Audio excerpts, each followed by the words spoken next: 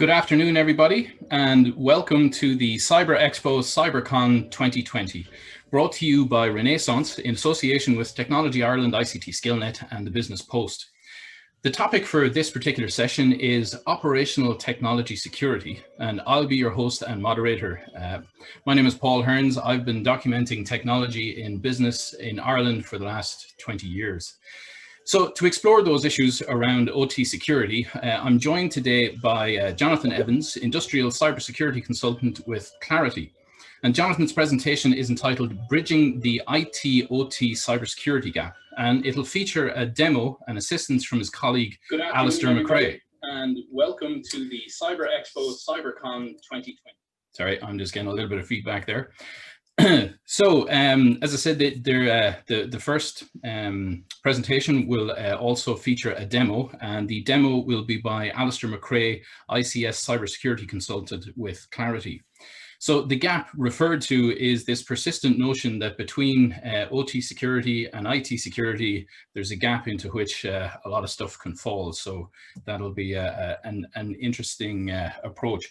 So this will be followed by a presentation from Jim Mason, CISSP with Acalvio. And Jim's presentation is entitled Shadowplex, Advanced Cyber Deception. So this will be looking at the notion of how deception architecture can be used to protect valuable assets across the likes of automation and other complex deployments. So Jim will be joined later then for the panel discussion by his colleague Sean Lord, Sales Director EMEA for Acalvio, and that'll be adding some additional insights, particularly locally for the OT world. In terms of our format this afternoon, we're going to have the presentations first, and then we'll be going into a panel discussion. So we'll not only be inviting questions from you, the attendees, but also we'll be looking for your insights and comments too. So really what we're trying to do is have a broad discussion on all sides so that we can understand exactly where people are with this and what the trends and issues are for the technologies. So you'll see on your own consoles there, you have the ability to submit a question, as I said, but also comments, insights, and reaction to, depending on how you feel about what's being said. But just in terms of the overall topic for anybody new to it, and just to recap for everyone else, the issue of operational technology arises from the fact that operational technologies are heavily used and a kind of hangover from industry of old. So operational technologies can include everything from a temperature sensor or a stop switch, right through into how plant and manufacturing in industry connects through to things like ERP systems and other intelligence gathering. So really, it's IT on the traditional side interfacing with the more industrial side of things. And sometimes there have been issues whereby the operational side of things was never envisaged to connect to those other things. So there can be problems in integrating the two technologies. But if operational technology was never envisaged to work in this manner with modern systems, there's no doubt that when those gaps arise, there can be real consequences. And all you have to do is look at the success of the Stuxnet malware, but also the fact that in 2014, there was a report from the German Federal Office of Information Security detailing how a blast furnace operator had an attack where their systems were infiltrated, and a blast furnace was described as having massive physical damage caused. Now, they didn't go into much greater detail, but still, it's a very good example of where real physical consequences came as a result of a malware attack. So with that, I'm going to hand over to John from Claroty and his presentation entitled Bridging the IT Gap. So John, if you wanted to share your screen there, and this will flow through then into a demo as well from Alistair. So John, please proceed. Okay, good afternoon, everyone. My name is Jonathan Evans, and I look after Claroty in the UK and Ireland. Today I'm going to give you a little overview, just talking about Claroty and how we bridge the IT and OT security gap. So I'm going to do about 5 or 10 minutes, and then I'm going to hand over to my colleague, Alistair Macrae, who's going to give you an in-depth demonstration of the technology.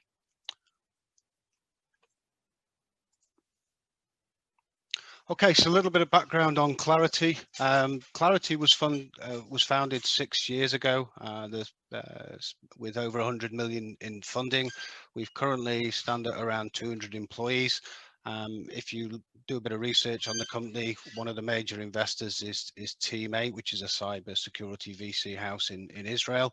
I think one of the key differentiators of Claroty is if you look down at the bottom, Rockwell, Siemens, Schneider and Yokogawa are actually investors in Claroty. They're customers of our technology and they're also resellers. So we work very closely with these OEMs.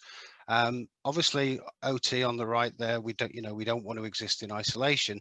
And there's a very strong technical integration into many of the other IT systems that you will find in companies, things like Palo Alto, Checkpoint, IBM QRadar, etc. And we have very strong out-of-the-box integration to those products. In terms of Claroty and sort of customers and the industries that we serve, for us, it isn't really about the industry. It's more about the fundamental OEM technology and architecture that exists down below. So it's, be it ABB or Schneider or Siemens, PLCs and things like that. It doesn't really matter to us. What we're concerned about and understand is the various protocols that exist in that space. Coming back to the left, if you look at some of the customers that have deployed Claroty around the world, as I said earlier, that Schneider is actually a partner of ours and a customer. They've deployed the technology in 200 of their manufacturing sites around the globe. We've got Pfizer with 65 sites, global rollout. AB InBev, which is one of the largest breweries in the world, is 380 sites. People like Coca-Cola and BHP. Some of the major customers in the UK is like Severn Trent Water, South Staffs Water, Anglo American, Diageo, some of the major brands we've got in the UK. And as you can see there, we're in many of the pharmaceutical companies and food and beverage. One of probably the largest deployment of Claroty today was signed last year with a company that you may know called Nestle, and that's actually a 500 site deployment around the world that's being rolled out at the moment. So very good pedigree and very strong customer base. So if you look at this slide now, I mean, why is OT security a requirement? So what's happened over the years is with OT and the UK and the NIST directive is OT has certainly been seen as the weak underbelly in the infrastructure, and there's a lot of focus being on securing the IT side of things. But when you look at OT, there's a number of issues there, and as alluded to earlier, these systems weren't designed to be secure. They were designed to allow the operators to run and control the plant. So there's a high potential for significant negative impact. There was the recent one with the Triton, which was to compromise essentially the last line of defense, which is the safety system. And once that's compromised, and your safety net's been taken away, then somebody could potentially do a lot of damage and ultimately result in loss of life if they really wanted to. So OT has really become a board level issue now within companies. So why is OT security challenging? If you look at OT, and have worked in OT, it's a very different world from IT. So one of the biggest issues is there's a very diverse landscape in terms of the protocols, the PLCs, the RTUs, the SCADA. That there is no real standard, which makes it very hard to create a risk baseline. If you look at highly regulated environments like pharmaceuticals and nuclear, there's typically onerous change controls.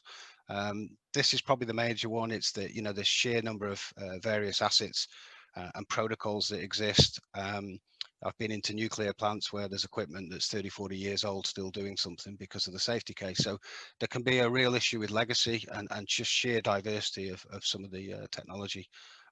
Limited connectivity, it's not so much an issue in a manufacturing plant, but if you're dealing with a water company that's got 500-600 plants, highly distributed and disparate all around a large area, there can be issues with comms and things like that. You often find in the OT world that there's a large dependency on OT staff. They don't typically just do one role. They typically wear 5 or 6 different hats. So that, you know, there's a lot of demands put on OT. They can be, you know, tuning the plant one day, implementing some new technology the next. So it's a big dependency on them. A lot of the IT security solutions that exist, you can't just apply to the OT environment. You know, the fundamentally different, the philosophies and the concepts. And probably the major one is insecure by design. These systems weren't designed to be secure. They were designed, as I said earlier, to allow the operators to run the plant safely. So key components of an effective OT security strategy, you really need a solution that's going to be credible, you know, efficient, something that you can deploy very quickly, and very importantly is non-disruptive, something that isn't going to take down the network and shut down the plant. So it's very important. So I'm just going to sort of talk a little bit here, and I'm going to use quite a simple analogy. But if you look at the Purdue model here on the left, you've got level 4, and you will know this environment. You know, it's just, you've got essentially, think of a warship on the water. Think of these as like your radar systems, and you know, they're gathering threat intelligence and threats and feeding all that into a SIM or a SOC, and that's great. But the problem is when you look down below the line and look underwater, that, you know, the turning the radar upside down isn't going to work. You really do need a fundamental different type of technology. And some of the issues that we see in the industry that customers are facing are, the first one is probably, you know, what are the assets? What have we actually got down in that OT environment? What are the protocols that are in place? What's the patch levels? You know, what's the critical processes? What risks are there? Is there, you know, unsecured IT/OT connections? Is there remote sessions going on between, you know, people like Siemens and Schneider doing remote access into the equipment under a service level agreement? A whole host of issues that is very difficult to get a handle on. So where Claroty comes in, if you look on the right here, Claroty is it can be a VM image or a CTD server. It's an appliance, and essentially what we're doing is looking for the main switch in a production environment to sniff the traffic and do deep packet inspection. That's great if you've got a very flat network and you can see all the traffic. However, we see in a lot of industries where it's highly segmented. So essentially you might have traffic that's flowing around this network here locally through this switch. And this is where you would use a Claroty CDT center, which again can be an appliance or a VM. And essentially this is almost like a bug in the sense that it's a probe and it's capturing traffic from this area of the network. It does analysis, compresses the data, encrypts, and then sends the metadata back to the CTD server. These can all be then rolled up into a central EMC, which can then be fed into the SIM or the SOC. So think of the analogy, Claroty's like the sonar. We're taking all that rich intelligence and cross-referencing that with things like ICS and NIST, National Vulnerability Database, and sharing all that rich intelligence and feeding that into the SIM and the SOC, and also vice versa, bringing rich information down into this environment. So it's really trying to bridge that gap and bring the two worlds together. Last but not least, there's a product that we've developed called Claroty SRA, which is for secure remote access. And this is essentially where you've got engineers VPNing into the OT environment because of COVID. This is essentially like CyberArk on steroids. It allows us to manage all those communications. We use a reverse secure tunnel here to secure those communications and manage it. So and Alistair will show that in the demo. So I'm not going to take any more time. There's my details if you want to reach out to me, and I'm going to hand across now to Alistair to give a demo of CTD and SRA.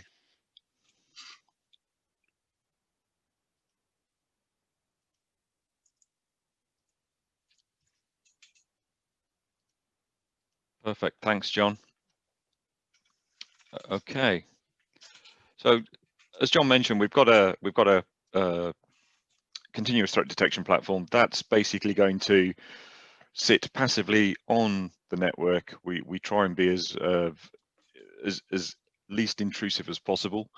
So taking traffic passively, be a span or a tap from a convenient switch, a strategic switch within the network, within the infrastructure, and we take all of that traffic and we do deep packet inspection to look at the content within that flow of traffic. So basically doing flow analysis, looking at the usual sort of ports, protocols, types of assets, what we can potentially pick up from that network traffic.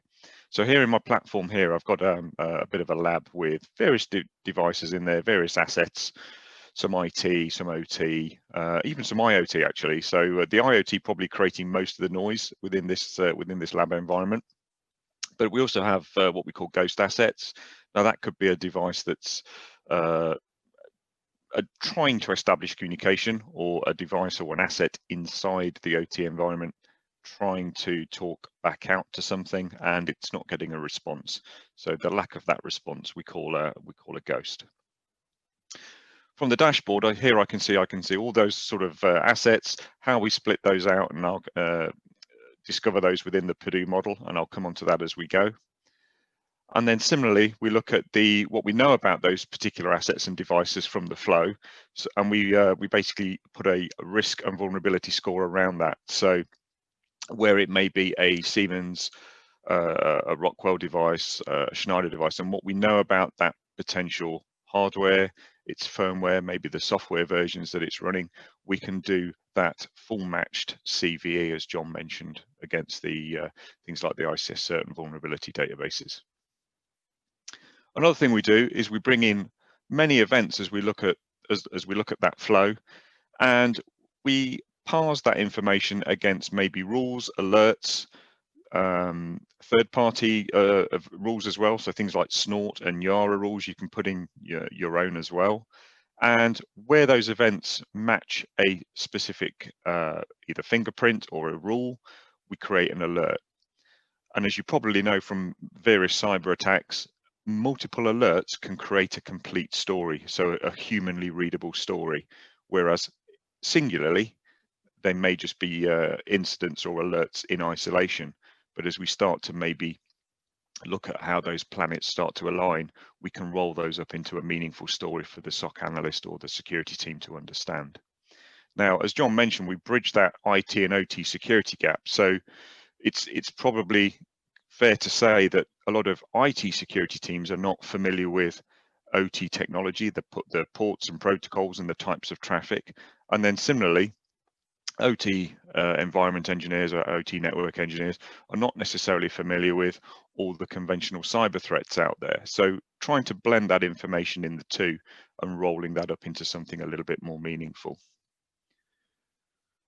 Now, another thing that Claroty CTD can do is put all of those assets into different zones. So where we've discovered them within different segments of the OT network, and we present that information along with all the kind of usual things like IP address, MAC address, device name, and potentially even vendor. And also whether we classify that as a critical asset. You know, it's going to stop business if that device fails in some way or gets compromised. And basically looking at, as I say, the passive element of that device, I can click in and then start to look at that particular asset in more detail.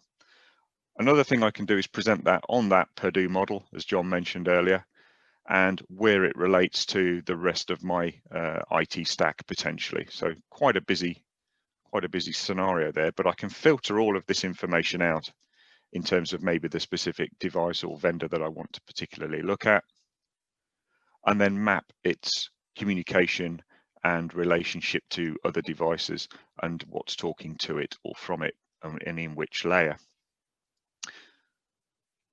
Another thing we can do is based around what we know about those devices, what we know about that particular asset. As I say, we kind of match it against the full match CVEs, but also what do we know about that specific device? Is it talking to things that it shouldn't be? Can it see the internet when it's maybe not supposed to?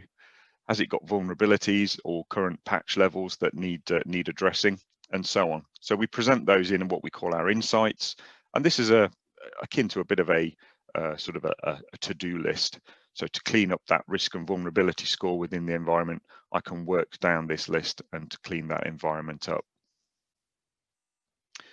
So some of the other things we do is we roll out, or we see particular events that of interest, and they match those kind of alerts and rules. We roll those up into what we call a story. So again, I've got an alert here that's showing me something a little bit suspicious. maybe a port scan, maybe something that relates to a particular IT asset maybe, or an IT asset talking to an OT asset that we haven't seen before.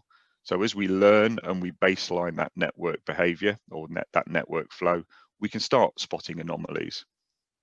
So if I drill into one here, just to give you a high level, so this is what we call our alert view, and we do what we call a root cause analysis to show the relationship in terms of the potential threat, the risk vector, the threat vector, and what we actually know from what we've seen on the flow, and in terms of whether it's hit an alert or created a baseline deviation.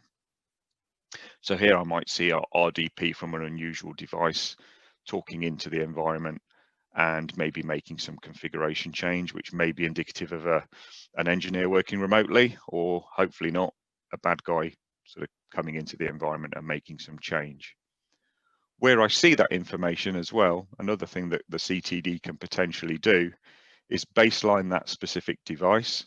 So where we see maybe that OT engineer changing some code and doing a download to the PLC, we can look at what the old code was, what the new code now is, and also show the delta. So again, from maybe a triage perspective or a forensics incident response perspective, I can actually now see what was changed on that device, maybe speak to the operator and get them to address it, or if it's not, it's potentially a compromise in the environment. As John mentioned as well, we also do what we call OT auditing. So again, we can show all the user activity or engineer activity to those OT devices, who logged on to what they were doing, whether they were changing code and all of that kind of stuff. So that's all logged in from an auditable perspective as well. From an asset discovery, not only have we also got we've got the asset information coming into the assets screen, showing where they are in the zones is also important. So writing and understanding policies and zones could be something critical to maybe an integration with a zone-based firewall or an application and zone-based firewall, for instance.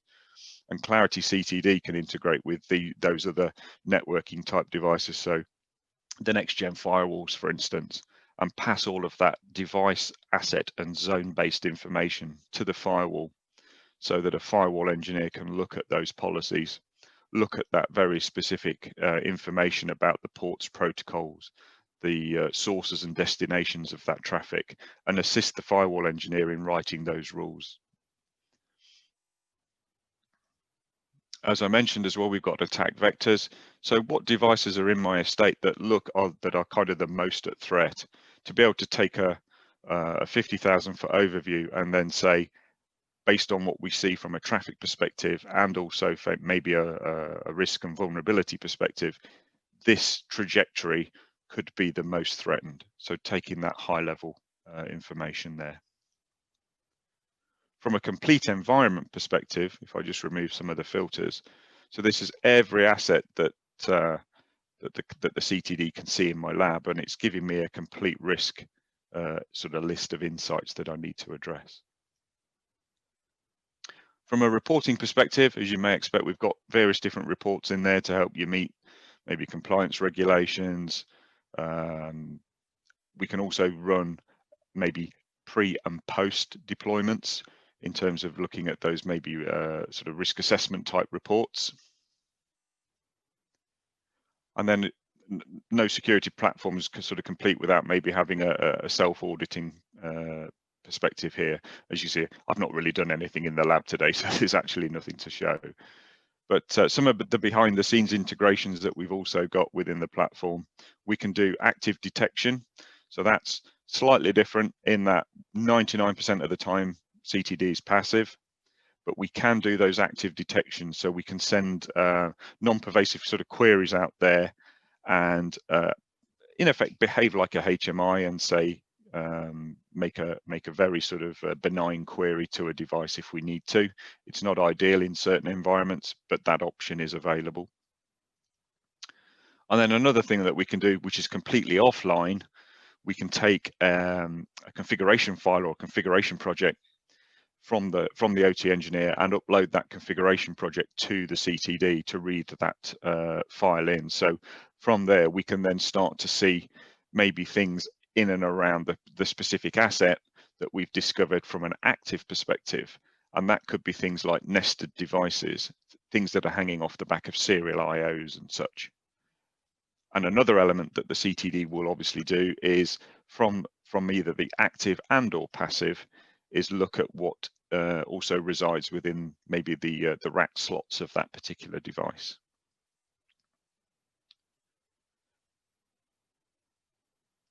So again, from a configuration perspective, we've got all the kind of alerting and rules from a third-party perspective, as you can probably imagine, bringing in all of that information from threat definition updates, maybe custom Yara signatures and custom snort rules and such. And then some of the integrations, as you may expect from a logging perspective, we can integrate with most of the SIEM vendors out there, if not all of them. Actually, it's a standard syslog. And then from a third-party integrations, various different vendors that we work with, from passing the OT discovery, the metadata and the asset information to those third-party devices, controlling who gets access to what, and so on.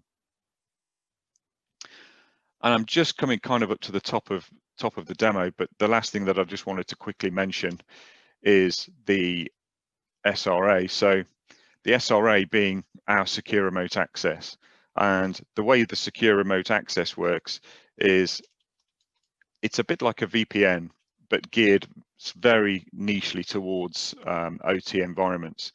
So we will become the SRA platform becomes the main route into and out of the environment. So think of it as a VPN, but it's a little bit more than that. It's very OT specific. So we can actually slice and dice who gets access to what, how and when, and which devices are in scope, which ports, which protocols, and so on.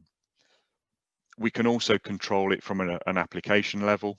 So saying that only a particular engineer with a particular application can gain access to a particular PLC. And another way that we do this, this may be for third-party vendors or maybe internal engineers that are working remotely on site. So in order for a specific engineer to get access to maybe that specific server or his engineering workstation, he would have to put in what we call a request. And I'll just bring another browser over quickly to show you, and I'm conscious of time. But if I log in as John, for instance, on this device here, John's going to actually request access to his engineering workstation. So here's John putting a request in, need to work. He has to put a reason in before he can be granted the request. So his request is now pending. Now back over on the main security console, the session request will come into either the dashboard or via an email for the site admin to approve. And we basically give John access to his workstation. Now I'll just flip back to John's workstation here. I'll just refresh the browser for speed and time. And now I can remotely connect into my engineering workstation and carry out that coding on that PLC or whatever it is that I need to carry out in the environment. So I'm not actually connected directly to the PLC or the engineering workstation in this case. I'm actually working remotely, and it's as I say, it's a bit like a kind of VNC RDP session, VPN type scenario. So John's finished. He's done some work. He's moved his applications around. He's changed his code, and he's finished his work. Now, from a security perspective, I may need to know what John was doing in the environment, or he may have been changing something that he shouldn't do. I can actually open that session and have a look at maybe what John was doing. Totally audited, totally recorded in terms of his activity. Now, this is an ideal scenario in terms of maybe a third-party vendor working on a specific SLA, as John mentioned, and that vendor now no longer works on that platform, or they've had an engineer leave. To change the security posture within your environment, you'd have to go and then potentially refresh all the usernames and passwords. that engineer ever had access to. Now, that could be quite a lengthy process. If we have SRA in the workflow, I only have to revoke the engineer's credentials on SRA. He never had the sort of login details to the actual engineering workstation that he was working on. So it's kind of like a jump box, but think sort of VPN for OT. And that kind of brings me to the end of it. But I'm happy to sort of take questions as we get towards the end. I think we'll have a round table. So I think that back to you, Paul. Great, Alistair, thank you very much. And to John as well, that's given us a really good kind of overview of the kind of integration of the two respective architectures. So moving straight along then, I'll just reintroduce Jim Mason, CISSP with Acalvio, and his presentation, Shadowplex Advanced Cyber Deception. So Jim, if you'd like to jump in there and share your screen, and we can get right in. Great, thank you. Welcome, Jim. Thank you very much. I'm Jim Mason, Senior Solutions Engineer with Acalvio, and I'll be providing a technical overview of the Acalvio Shadowplex deception architecture and deployment, followed by a demonstration. So the convergence of information and operational technology has dramatically altered the threat landscape for industrial control system environments. We found that these ICS realms are no longer air-gapped, and they're often managed from network-connected endpoints. So enterprises and regulated industries, they know that their risk management strategy must include cybersecurity for OT environments. Unfortunately, implementing security controls such as threat detection and engagement in these facilities is difficult for a number of reasons, including but not limited to concerns that the security controls could impact production availability, a lack of understanding of OT systems by the IT security staff, those pesky change management restrictions, which could make things arduous at best. And then the inability to deploy many security solutions on OT systems. So with the Acalvio Shadowplex, our deception platform was specifically designed with the customization necessary to deploy credible, realistic deceptions in most any situation, including OT networks. So you deploy deceptions throughout the environment that look, feel, and smell just like real assets. And incidents arise when attackers discover, are diverted to, or otherwise interact with these deceptions. I'll touch on the architecture of Shadowplex and how you can use it in OT environments. The Acalvio Shadowplex system is built on the patented deception farms architecture. It supports distributed deceptions with centralized administration. And Shadowplex has two components.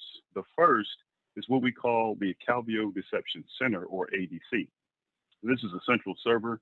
It hosts and manages a set of decoys. Pardon me.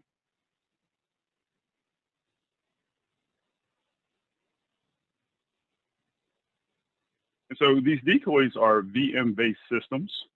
These reside in the ADC. They're logically projected into your networks. The ADC can be hosted in the cloud by Acalvio. It can also be installed on premises in your data center. The ADC has a software-defined network fabric with a stateful layer 2 firewall, and this enforces isolation and forwarding policy. So what that means is the attacker interaction is limited to the decoys. It keeps an attacker that may be engaged with a decoy from using that decoy to then launch blowback attacks into your environment. So the second component of the system is known as a sensor. So this connects to your OT or IT networks. It communicates back to the ADC via TLS 1.2 encrypted software tunnels. The decoys are then logically projected into the network by the sensor. The sensor does no harm. The decoys do no harm. They're simply there for an attacker to engage with.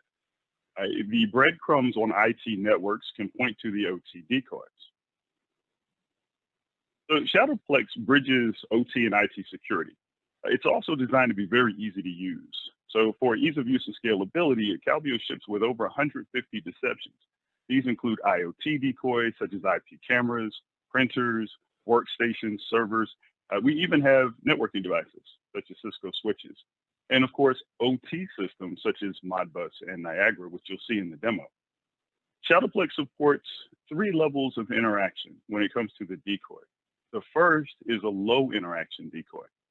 So what that means is a low interaction decoy can limit its interaction with an attacker to suspicious activities, such as recording knocks on types of systems, services, and ports that attack reconnaissance may be looking to exploit. The second level is medium interaction decoys. So they enable the attacker to engage to a certain degree. And so the attacker may put in a credential, for example. The medium interaction decoy can record that credential, so you'll have it for forensic purposes, but it doesn't allow the attacker to log all the way in. That is left for the high interaction decoy, which is the third level. So with a high interaction decoy, that enables the attacker to have full engagement or fully immersive experience with the decoy. And it can also expose vulnerabilities. So an attacker that's looking for certain things may actually be able to interact and pull off those exploits. Now, with Shadowplex, you can create custom decoys. Those can be based on golden images or real systems in your environment. Very easy to do. You simply can create a VMDK or a QCAL2 type VM. Then you upload that to Shadowplex, tell us all about it, and now you have a custom decoy. You can also customize a decoy template. So this enables you to open up specific ports alongside the standard ports, let's say for a Modbus decoy. Then you can use this approach to mimic, let's say, PLCs or RTUs. Then lastly, for esoteric type of services or systems in OT environments that cannot be virtualized, you can use what we call external reflections. So this is a unique feature to Shadowplex. It uses a single physical device that you provide, and we'll use that as a model for a particular service on that device. And what Shadowplex will do is connect to it via the ADC.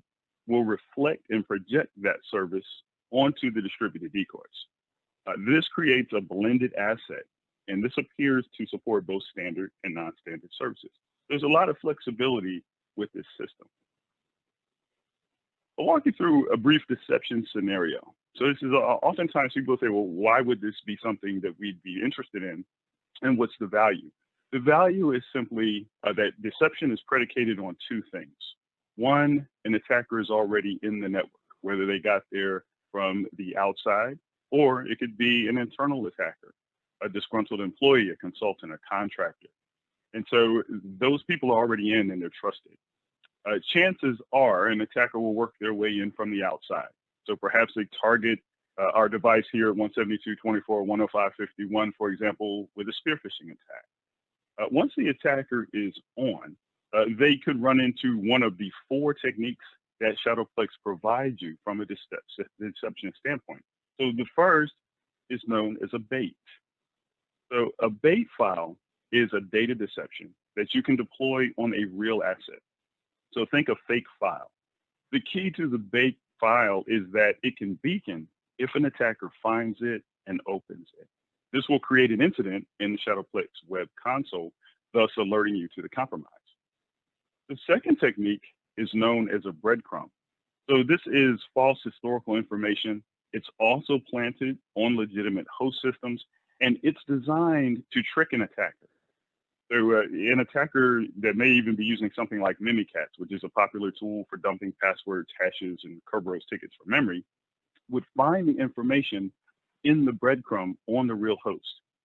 The breadcrumbs could be HTTP links, could be application profiles, memory credentials, and these are all designed to divert the attacker to the third technique, which is the decoy. The breadcrumbs are easy to deploy to your host via GPO, SCCM, EDR.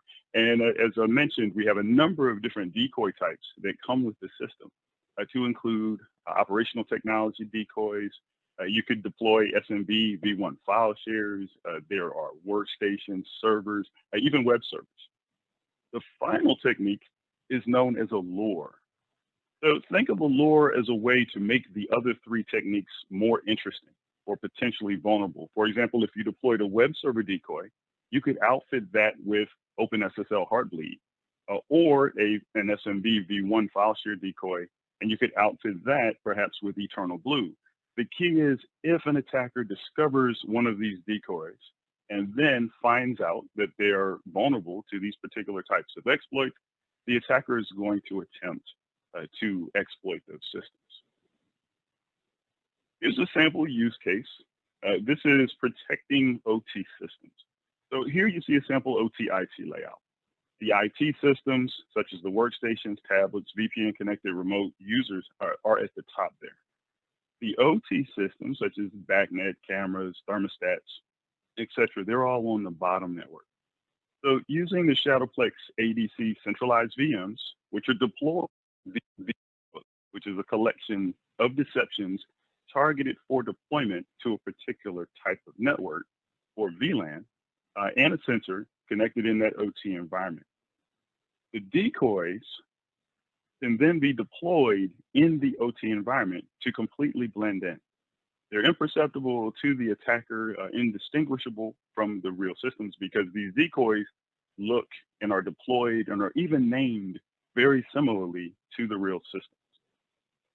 Lastly, you have breadcrumbs and bait files that are placed on those legitimate IT hosts, such as you see up top, the web browser, the tablet, or even the remote workbench. And those breadcrumbs are designed to be used if an attacker hits one of these systems and finds these breadcrumbs, which have interesting information in them that an attacker could use to move laterally. So I'll walk you through a brief demonstration of how you can use Acalvio Shadowplex within an OT environment.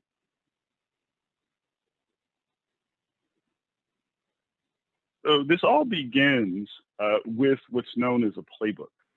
And so you can use the Acalvio Shadowplex with various types of deceptions within a playbook. So this is a very easy system to navigate. Kind of all starts with that Rubik's Cube icon in the upper right-hand corner. And to define a new playbook, you simply click on the cube, hit Playbooks, and then you give the playbook a name, the type of playbook. In this case, it's designed for deployment to various environments. To create the playbook is very simple. You can drag and drop one of the decoys that you see here in the upper left-hand corner to the canvas, and then you just simply tell us the attributes of that decoy. Notice that we have a number of prepackaged device profiles for different types of systems. We even support automatic discovery of the attributes such as OS type or even QNX, as you see in this example. You can typically label the decoys as you need. They could be labeled for a particular site, a building, or just even a description. As you can see, this is very easy to put together. You see at the bottom some examples of some custom decoys, as I mentioned a little earlier. And as you see, there are a lot of embedded supports here. You can even define these decoys yourself.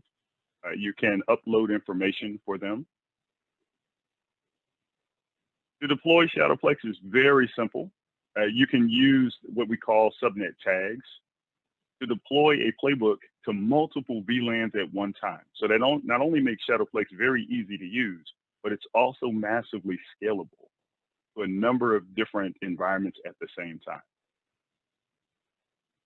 The result of deploying a playbook is known as the deception mesh. So you see here we have two subnets where we've deployed that same playbook. And once the playbook is deployed, you have the decoys available to you. Each decoy will have a unique MAC address. It will also have a unique IP address. And it will use a nomenclature very similar to your real systems on the network. And you'll see the value of this in just a bit.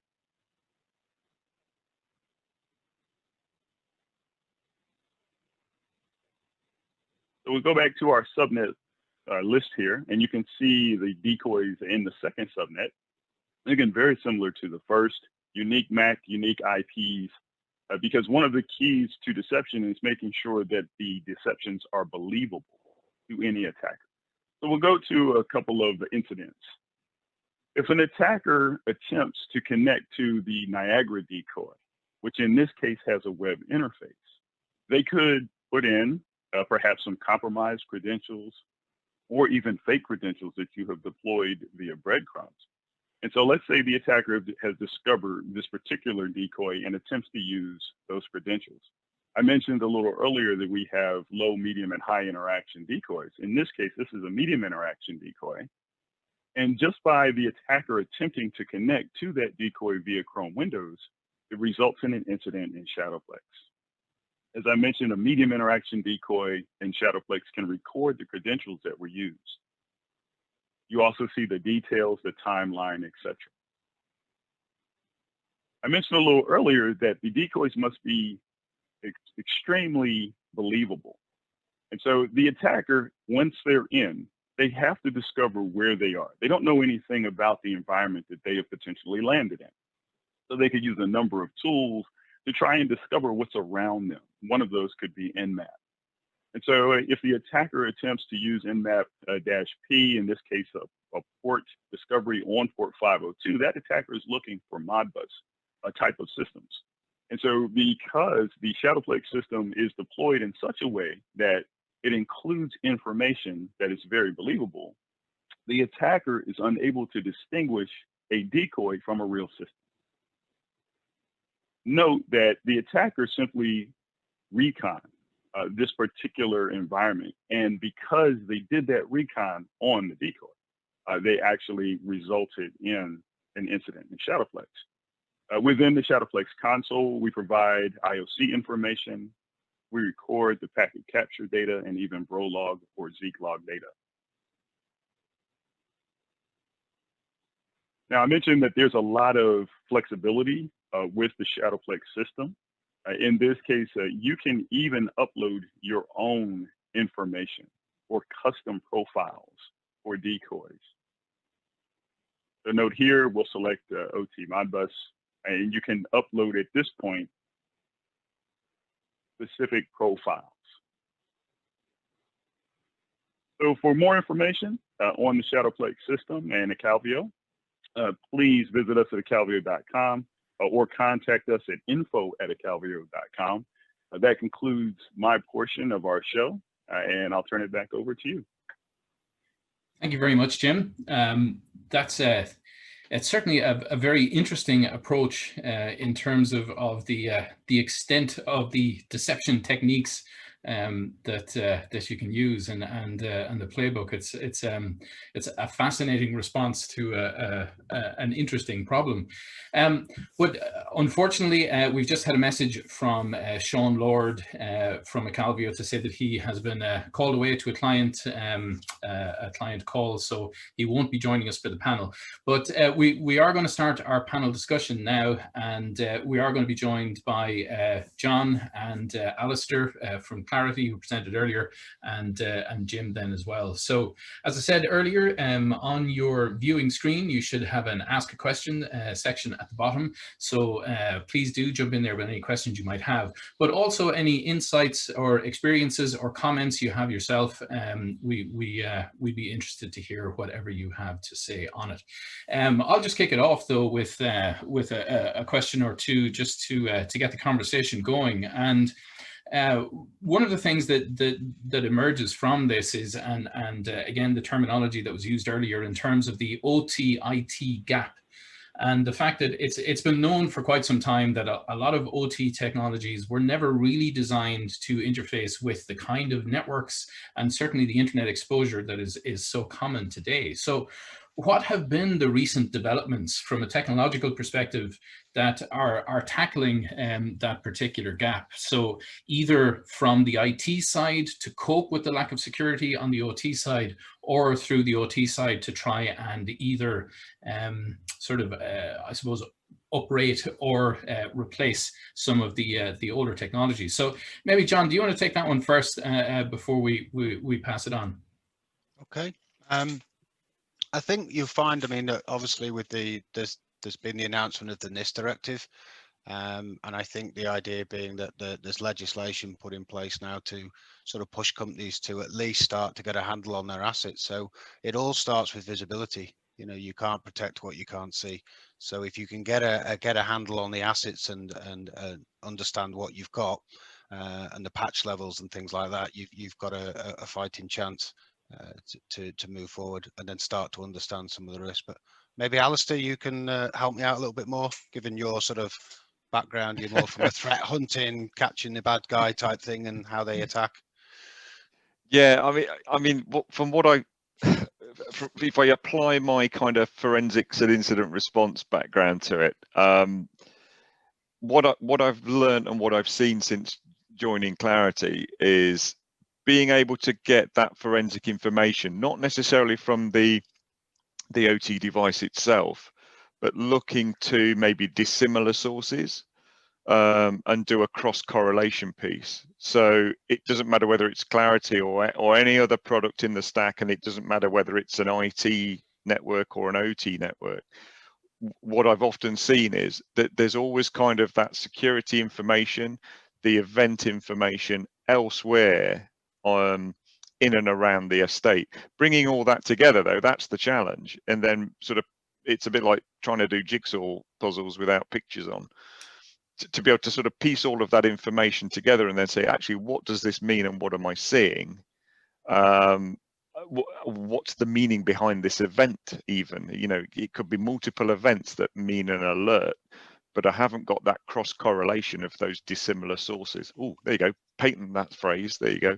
Cross correlation of dissimilar sources. Okay, and Jim, maybe then from your perspective in terms of employing deception as a specific technique, you mentioned how credible it has to be. So if you're encountering perhaps some of the older elements of OT technology, what are the sort of the barriers or the issues that might arise there for deception as a technique? So deception comes at security from an opposite angle from pretty much everything else that we have sold, babysat, and cried over for roughly 30 years. Because deception is designed to expose an attacker based on the attacker's own tactics, techniques, and procedures, or TTPs.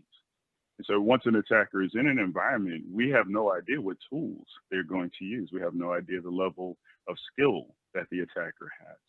And so if you place deceptive elements within the environment, the attacker is going to find them, because the attacker doesn't have necessarily a map of the environment once they land, especially in an external attack that's worked their way in. And so again, this is designed, it's not based on anything that we necessarily know. It's not based on signatures.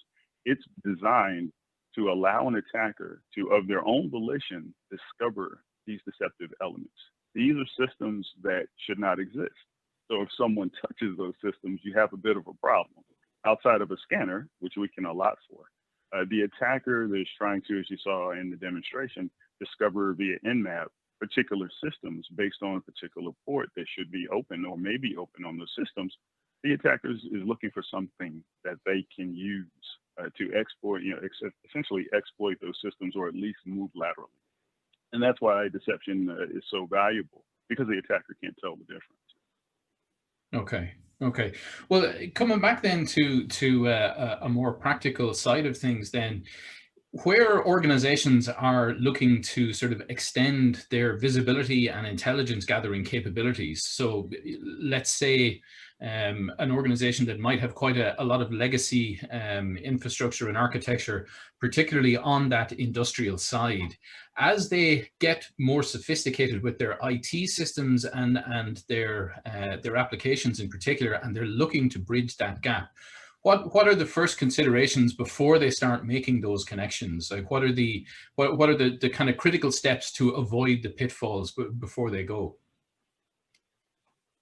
Do you want to do that one, Alistair, or maybe? Alistair, do you want to take that one maybe? Because it was something you touched on in terms of your demo, in terms of the visibility and discovery in particular. Yeah, I mean, some things that I've seen in the past, and I'll use an analogy. It's a bit like locking yourself out of your own home. What do you need to do to get in in order to, kind of get the keys that you've just left lying on the windowsill as you've locked the door bit on the way out. So if you think about that kind of same methodology, oh, I need to get access to that device. How can I get access to that device? What would I need to do in order to get access to that device? And then think of kind of all the different, I guess, network touch points that you're going to need to traverse. That's if you're forward thinking, even if you're looking at a legacy architecture that you've already got, or maybe you've inherited from a company acquisition. What do you need to do to get access to those things? And as you start putting those kind of features in place in order to make day-to-day operations workable, that's the sort of things that the bad guys are going to try and do, or that are maybe a malicious insider is going to try and do. And back to sort of Jim's point in terms of those lures, those sort of breadcrumbs and those items that you can potentially put in and around the network as traps or choke points, or that would be good indicators. Those are the things I think you potentially need to consider, as I say, whether it's a legacy network or whether it's something that you're building out in brand new factory, for instance. But it's almost a case of, my old adage is, you don't know what you don't know, and you can't defend what you don't know about. So. Very good. Jonathan, do you want to come in on that just for? Yeah, I think one of the key things customers need to look at as well is their actual the process control network and the environment. So are you able to tap and get a span port and actually plug into that switch and get the information? That's easier in sort of a traditional production environment where you can do that. The switches will probably lend themselves to it. It can be harder in more of a distributed environment. If you take a water treatment company which might have 500 or 600 plants, some of these it could be a pumping station. It could be literally a pump in a shed in a field, so there may not be the infrastructure there. So it's making sure that the infrastructure exists to lend itself to allow us to to get the information, because if, like Alistair just said, if you can't get the tap and see the information, how can you possibly protect yourself? So often it's focusing on that actual low level architecture and making sure that we can sniff the traffic. Okay.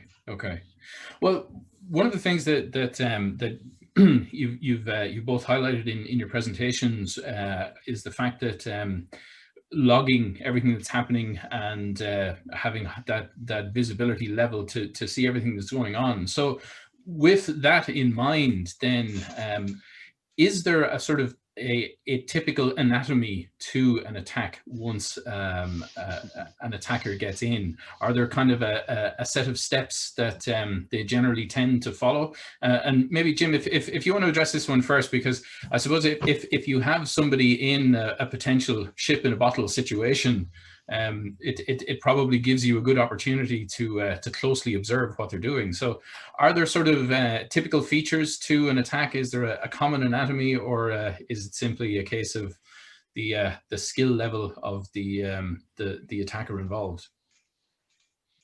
It's a combination of the two, and that's why you can use something like deception to expose the attacker. So once the attacker is in, as I mentioned in the graphic that I showed during the presentation, the attacker works their way in, let's say, from the outside using spear phishing. Now they are on a real host. So in that scenario, the attacker has to do the first step, which lines up with MITRE ATT&CK, and that is the reconnaissance. And so that reconnaissance, that first step in reconnaissance actually takes place on that real machine. Where am I? What is on this machine that I can use? And then what tool should I use from this machine to potentially move laterally? So that's the first step. Anything else that happens after that gives the attacker a chance to, with deception in place, potentially interface with or at least discover a deception. And so the attacker could attempt to move laterally based on some information that they found in the breadcrumb on that first real host. If they find that information could be RDP, credentials or history. They use that to move where that history or those credentials would lead them, which happens to be a decoy. Once they find that decoy, let's say that decoy is a web server. Now they're on the web server. they're going to do some more interesting reconnaissance on that web server. They may discover using a script that web server is potentially vulnerable to open SSL Heartbleed. Well, you put that there as part of that decoy. The attacker doesn't know that. But the value of having, let's say, for example, a web server decoy with Heartbleed, it doesn't really matter if in your true environment you have totally patched for something like Heartbleed or some other exploit, or you haven't. And I say that to say this: if the attacker lands in an environment, and let's say you're totally patched for Heartbleed, no one should be looking for that. So an attacker that discovers Heartbleed definitely hasn't come from your environment. Let's say an order has come from on high that you can't patch that particular batch of web servers or Heartbleed because of change control, time. And the last time you guys promised me that, it took 3 days. And so we're not going to patch this time. Now, if the attacker lands in that environment, they have nothing but true targets. And so you can use deceptive elements that an attacker can be diverted to make sure that they hit a decoy that is vulnerable to Heartbleed versus a real system. Once they're there, they can then do the next step, which could be execution of that particular exploit. You can even allow an attacker, in the case of Acalvio decoys, to even drop, perhaps some type of malware file. And so again, we can follow all along the steps of the MITRE attack chain with deception. Okay. And John or Alistair, from your perspective, do you see any kind of commonalities among these sort of exploratory attacks, or are each one unique depending? I think Al's best to answer that, given his background of doing exactly this. I think if you, but I mean, back to Jim's point, you've either got to be purposely doing something in an environment, and if that environment's indicative of that activity and behavior, then it's either going to stand out or it's not. So why is that activity taking place? And another point in terms of, you said, kind of, are there different stages or sort of typical indicative steps that you're going to see from a particular incident? You've got to remember, firstly, the bad guy doesn't know your network, but you do. So you're going to at least identify some form of reconnaissance ahead of time, hopefully, and that reconnaissance may be hours, days, months, weeks, years before. So logging's critical, because I need to regress back over those archives to be able to start to put all those TTPs, as Jim mentioned, putting those TTPs together. The bad guy's going to have sometimes they're not that bright. They'll copy a technique and they'll rinse and repeat it because it's effective and they know it works. The nation states of this world are probably going to craft something a little bit more unique, but in order to be agile, to be quick and get into an environment, I'm going to stick to things that I know work. So copy and paste is their friend. If they know a particular type of pattern and methodology works, port scanning, looking for those common ports, going for specific, let's say, spear phishing, or phishing techniques or spear phishing techniques. If they're going to drop malware, they've got another issue. They've got a persistence problem. Unless it's going to be memory-based malware, then in which case it's not a persistence problem at all. So looking for forensic artifacts are key. There's only so many things that you can do to an operating system in order to either maintain persistence or get a compromise and then move laterally. So you kind of, again, back to Jim's point about the MITRE, the attack framework, understanding those key points along the attack framework, and think about what you've got in your environment that can help you answer some of those framework columns and sections.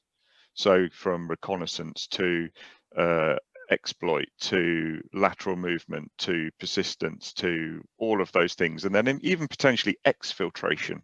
If the bad guy's objective is to actually steal something, not necessarily steal something, maybe cause damage, what are those sort of key factors towards the end of the attack life cycle that I might be able to say, well, I know what he did, I know where they came from, and here's the data they stole, or here's the damage they did. If I can't answer at any given point any of those key points along the kill chain, then I've got to lack in my security stack somewhere. Okay. Well, looking then at, say, recent developments in terms of pure IT security and the fact that approaches have changed. So applying techniques such as network segmentation and data protection at rest and in motion. And I suppose the general move towards the fact that perimeter-based security is now is being surpassed. So how have those kinds of developments impacted the way that OT and IT have been integrated in recent years? Alistair, I was trying to have a think of that one. Maybe we'll get you to answer that one first. So the IT world, if you look, is a lot more mature and has had a lot longer to evolve. The OT space is probably 5 or 6 years in. So I think the OT world, or OT cybersecurity, is taking learnings from the IT world and applying techniques. So Alistair explained about how with something like Claroty, you can do the zoning and network segmentation. It understands the communications and starts to create that logic, and that can be shared directly with the firewalls. That's showing how the two can work together. So it's looking for the common techniques and tactics that you can be shared, but they are fundamentally different worlds. Like I said, it's the radar and the sonar. They are very different, but there's information that it needs to be shared and fed to the SIM or the SOC.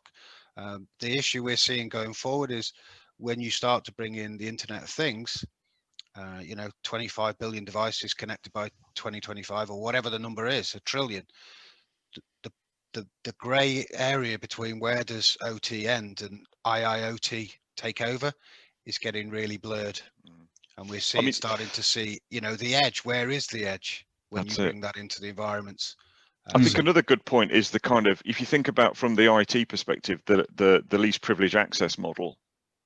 I haven't yet heard or seen that from an OT perspective, not in its truest sense, and especially given certain devices don't have authentication built in as certain protocols.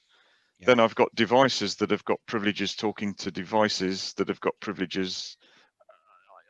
I struggle sometimes to sort of think, how could I reverse that, given the fact that the design of the product or the technology is inherently flawed from a security perspective. Probably fair to say, maybe not. Yeah.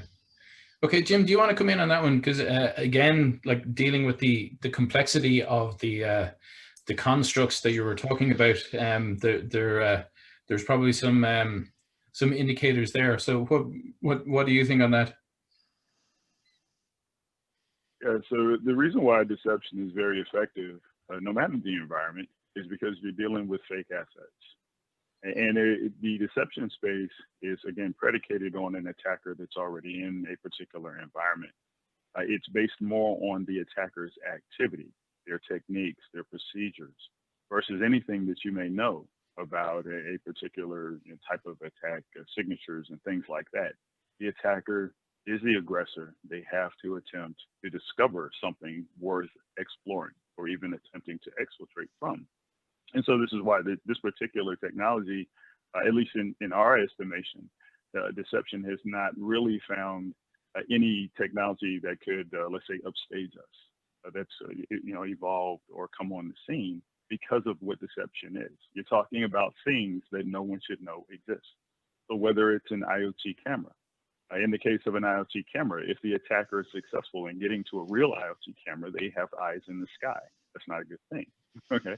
If they're able to get to some of these systems that are older systems or that are operational systems, they own those systems. And so that's why partners like Claroty are so important, because you have to discover if someone's touching these systems. These are older systems. These are different types of protocols. And so if an attacker has knowledge of those protocols and how to interface with those systems, you have a security issue.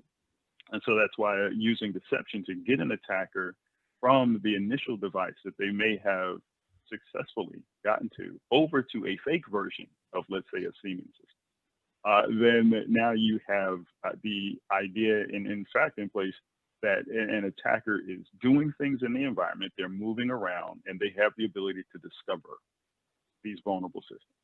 They just touch the decoy. Okay. Fair enough? Okay. Yeah. Very good. Very good.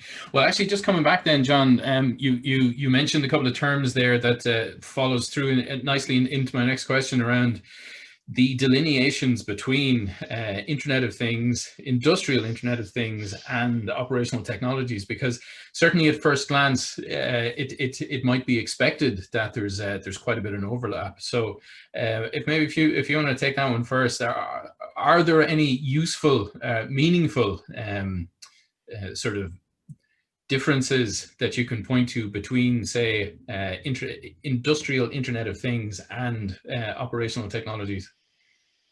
Yeah, I'll set the scene, and then I think Alistair's probably better placed because he's actually been building things in his lab and experimenting. So we've been looking a lot at IIoT, things like MQQT, AIS, air traffic control information, AIS, everything around GPS, comms, radio frequency comms that aren't over 2G, and looking at things like man in the middle attacks, man on the side.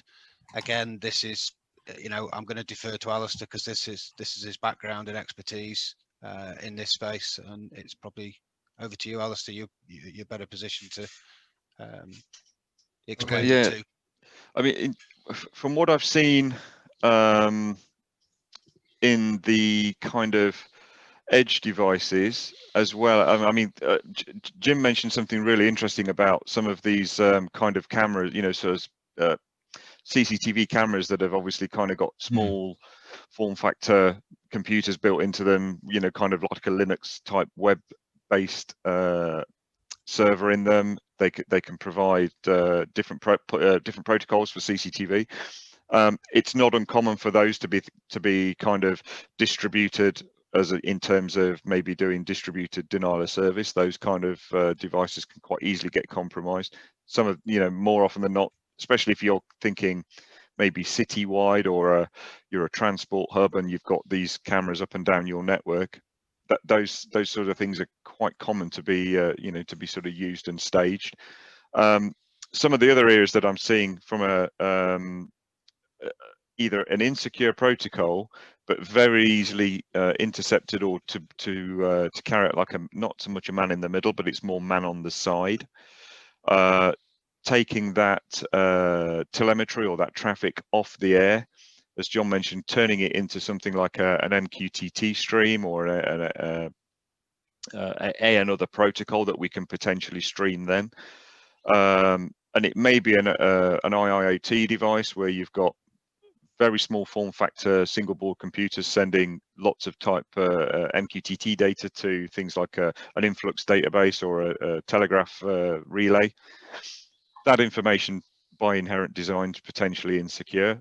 Yes, put TLS in place and all of that kind of fun stuff. But at the source, where I'm seeing a lot of interest by certain bad threat actor groups, is the man on the side, where they're taking it from the air using software defined radio and then potentially injecting that signal back. With either malicious, with either the signal or the coding changed, and it's not uncommon. That's another particular method, especially with remote sites. Kind of a reservoir in the middle of nowhere, in the middle of a mountain somewhere, and it's got a very specific RF point-to-point link because there's no sort of GSM or 4G, 3G, 4G coverage. So those kind of things, but it's along the lines of IoT edge devices, especially anything that's got a kind of a web server kind of single board computer on it. Interesting. Okay, Jim, do you want to comment on that?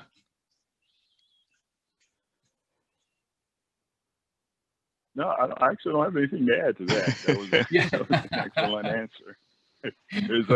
Sometimes you just got to go with the hot hand. Okay, fair enough. Okay, well, just we're coming into the last 15 minutes of our discussion, so please do come in with any comments or any further questions you might have to our attendees. So please do take the opportunity to avail of the expertise here. But again, I suppose coming back to some of the more kind of developmental issues, as we look forward to operational technologies becoming more integrated and being designed to be integrated with IT. What are you seeing there in terms of what is becoming available, and are they avoiding some of the pitfalls, say, of the early IoT type devices we saw, which were, again, some of them were just inherently insecure? So are OT manufacturers, say, falling for some of those, or are they being guided by existing lessons? I'll go with that one first, Al. So what we're seeing is, we work closely with the OEMs. So I talked about Siemens and Rockwell, Yokogawa and Schneider. I think they're taking some of our learnings and applying that to their own technologies. We're seeing them doing things like risk audits for their customers and going in and doing audits and looking where the gaps are, working to things like IEC 62443 and NIST and things like that, or HSG OG86. They also resell our technology, so that if there's gaps there, they're advising to put something like Claroty in. Is one angle. Another area that we've seen is by our relationships with people like Checkpoint, for example. Checkpoint actually can run our sensors in their firewalls. So you often find in an environment where a customer's deployed Checkpoint, a lot of the sensors are already there in place, and we can just put CTD on top and leverage that investment that's already been made. So Very good. It's learnings, really. We're sharing knowledge and learnings with them, and they're sharing learnings and knowledge with us, and through our integrations with all the major security players, be it Fortinet, Checkpoint, Palo, Cisco, etc., etc. And we're building out new integrations all the time to bring these two worlds together. Okay. Alistair, anybody else want to comment on that? Yeah, I mean, in terms of, I guess there's a slight skew on it though from an IT perspective. If you think about the way applications within the IT industry sort of integrate, talk to each other, they're all using very standard protocols. So if I want to hook into a SQL database, I use specific connectors to connect into the database. The beauty of some of the IoT technologies that I've started playing with is they're unique to that specific vendor, and some of them are closed source. So for the bad guy to find out what to do and how to do it is a little bit more challenging than picking a book up out of the bookshop and reading on how to be nasty with a SQL database, for instance. That said, the bad guy can still potentially get his hands on that information if he needed to in some way. But that I guess is a plus side to the OT infrastructure of the ICS industry. It's quite niche, so you're almost by design dictating the type of bad guy or the type of activity that's going to come after you. Okay. Not opportunistic, let's put it that way.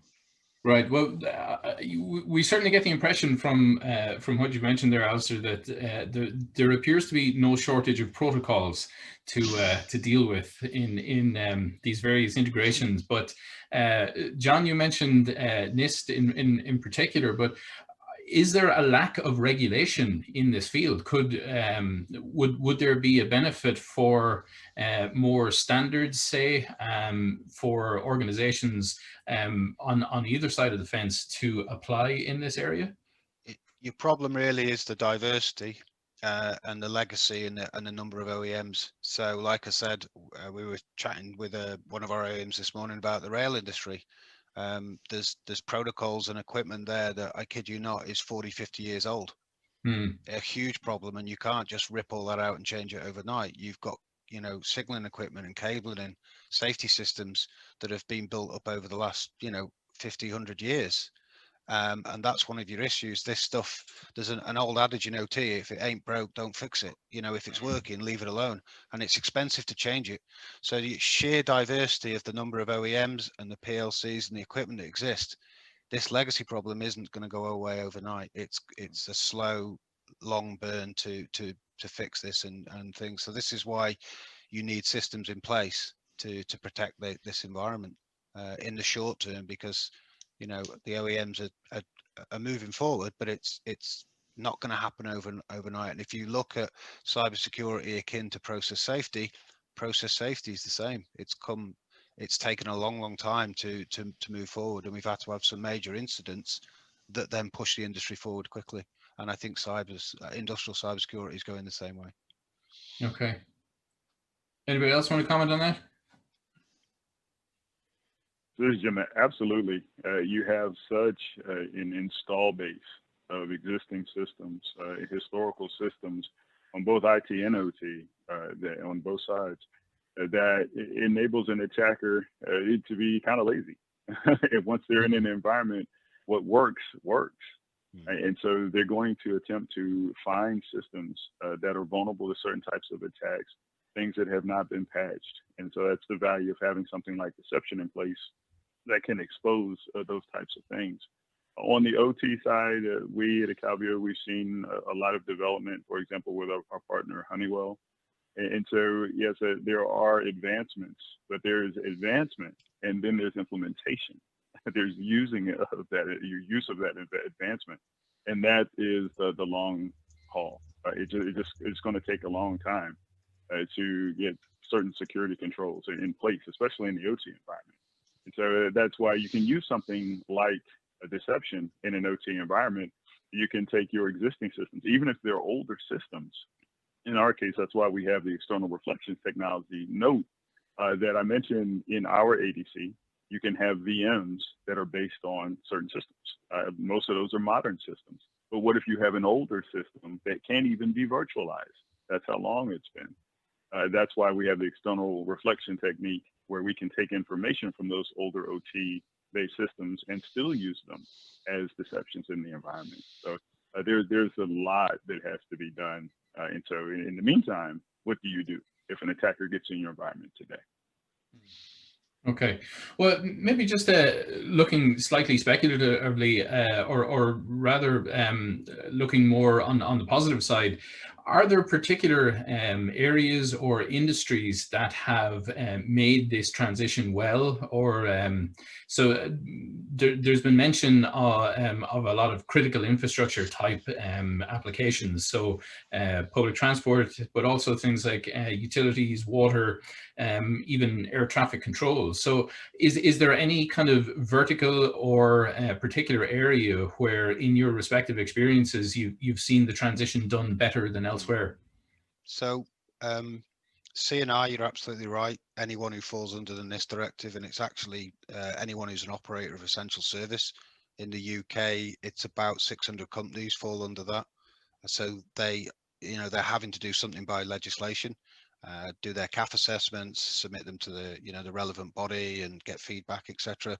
So certainly the classic C&I, your water, your power generation, power transmission, are definitely probably leading the way, but quickly being followed by other industries. Because if you actually go on the NCSC website and look at who falls under the NIST, it's rail, it's pharma, there's about 13 industries that are classed as operator of essential services, so they all fall under NIST as well.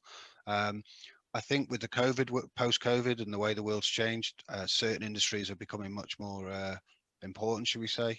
Food and beverage, the whole supply chain, and I would argue anything that's sold in a supermarket is important because people need to buy things. So you could argue it's any industry really that wants to protect its the part of the business that produces the money. It's the manufacturing plants that make the money. They need to be protected because they can be held to ransomware or various attacks. And do you want your crown jewels of your business being held to ransom and locked up? And look at Maersk. Look at the damage that was done to Maersk. Huge. So I would say to anyone who's in a sort of manufacturing production environment, or anything that they deem valuable, to be looking at this and looking how they can protect their crown jewels of their company. Okay. Well, again, the developments that we're seeing coming down the line, and you mentioned power generation there in particular, that's one industry that is really going to experience a revolution over the next few years in terms of intelligent networks, but also microeconomy, whereby private citizens, and their generation capacity is fed back into the grid. So it would seem that there's going to be a huge development of, and perhaps further blurring of the lines between operational technologies and IT there. So is that perhaps a good thing, that if the power generation industry has already been an exemplar, are they likely to continue that, providing examples for others on how to do things? I think they're going to have to, because if you look at things like Industry 4.0, there's a whole revolution coming. They call it the fourth revolution of the world. You know, it's this digital revolution, and security underpins all of it. If we're all going to live in a hyper-connected world where, you know, your fridge can talk to your car, there's going to be communications, and throw in 5G, this whole problem's just going to become multiplied, and that environment needs to be secure.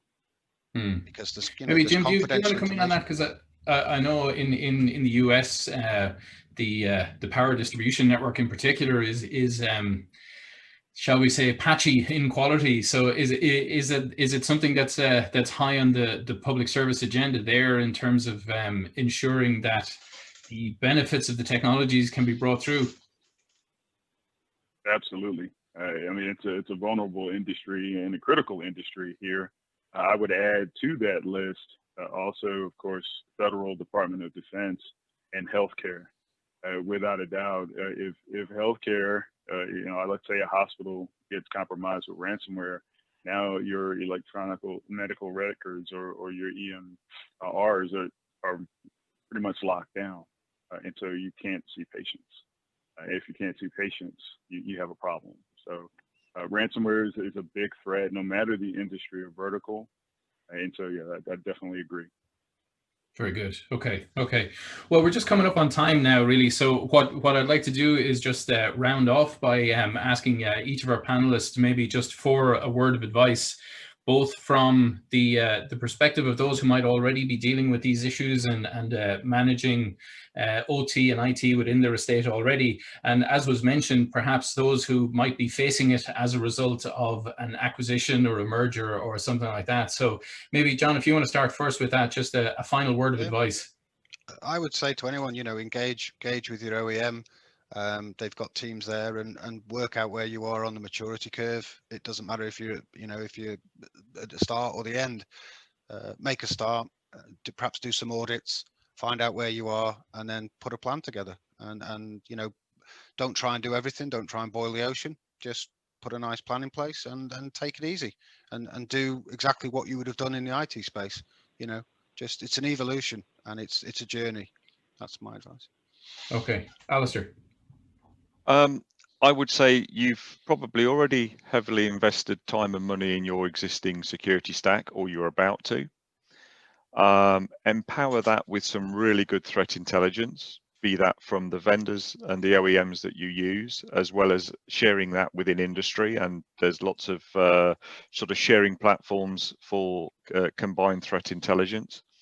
And then spend 10 minutes at 10 a.m. just hunting. Right. Very good. Jim. So I would definitely say, if you're considering deception, one, don't overthink it. Don't consider your group or the level of expertise your group may have, or even the size of your team, as an impediment to using deception. As you saw in our demo, it's very easy to deploy Shadowplex, for instance. You don't have to have everything figured out. And we often say, look at it this way. If an attacker gets into one of your critical environments today, be it IT or OT, all they have are real targets. So if you pepper in deceptive elements within your environment, now you have a fighting chance to discover an attacker that's moving around. If the attacker's already in, they're going to use tools. And today, all they'll find is gold. So you want to put some tin in there in the form of these deceptive elements to trick the attacker. So definitely don't overthink it. Don't look at your group and say, oh, well, we're not necessarily developed or down the road enough to do something like deception. You can definitely do it, and we'd be glad to help. Okay. All right. Thank you very much, everybody. So we're just up on time now. So we've cut that nicely. So thank you very much to all of our speakers today, to John and Alistair from Claroty, to Jim from Acalvio, and please do look up more information on both companies. They have a wealth of information that can help you on these issues. So thanks also to Patrick and Connor, our producers today, who put all this together for us, and obviously to Renaissance and their sponsors for the session today. So hopefully you found that useful. We covered some of the wide points as well as delving into some of the specifics. So hopefully you have a better idea now. So thank you everybody for attending. Thanks to all our speakers, and hopefully we'll see you again at another expo. Thanks very much, everybody. Okay. Bye-bye. Thank you, Paul. Bye.